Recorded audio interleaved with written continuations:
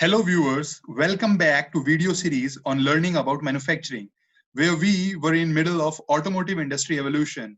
So far, we started with inception of automotive industry as craftsmanship, where Germany lead the way and built first motor wagon. That era was preceded by mass manufacturing and USA took the gear and built this industry a multi-million dollar empire.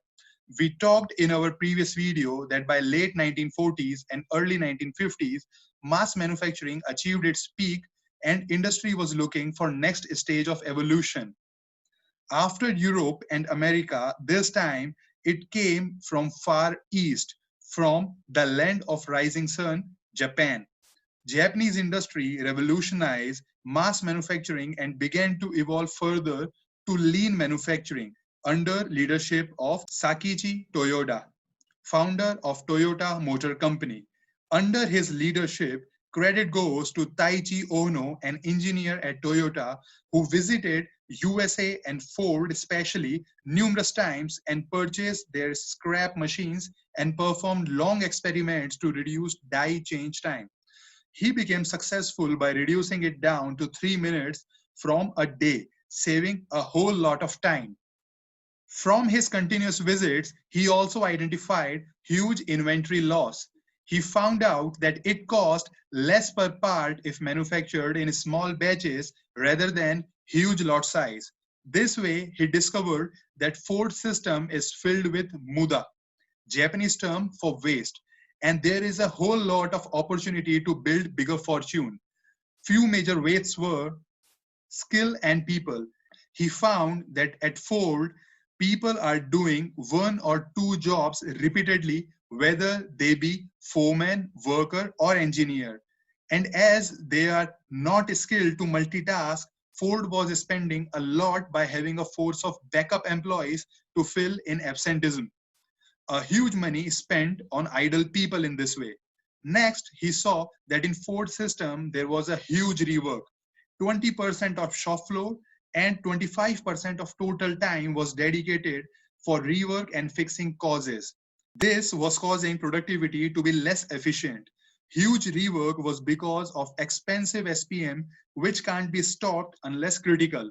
They were not flexible and intolerant of disruption. All this combined were documented and paved path for next evolution, lean. His experiments are documented in Toyota production system, which became precursor to lean manufacturing. I recommend viewers from automotive industry to read TPS at least once. Ohno focused to work on two goals primarily, reducing rework and multi-skilling workers. He did this using three innovative actions: formation of work teams, introducing line stop code, and fixing issues on root cause, hence giving power to every assembly line worker to stop line at event of trouble. A team would arrive to fix the root cause and resume line operation. At start, he faced an obvious situation, production line stopping all the times due to troubles. As soon as line stops, work team would go to task and eliminate root cause for line to resume operation.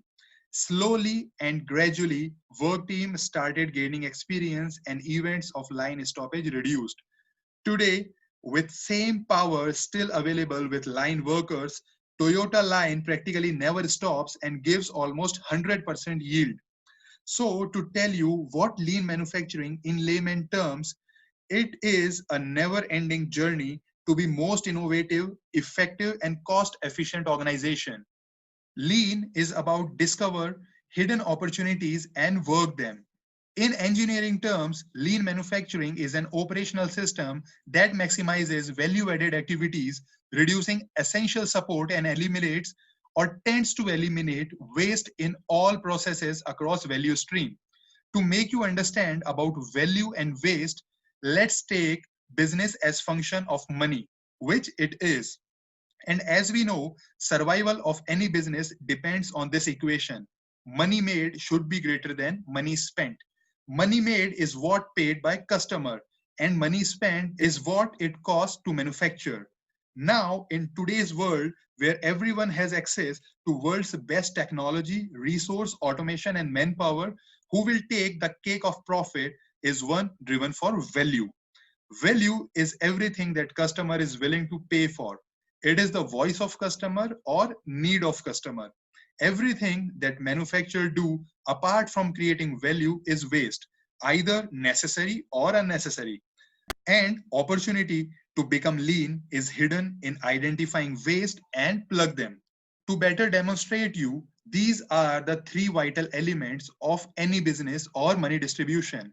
Lean focus on identification of waste and reducing them, because that will reduce cost to manufacture and increase your profit and value to customer.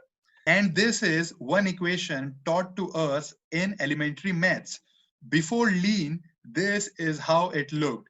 Selling price used to be manufacturer decision and profit used to be virtue of process.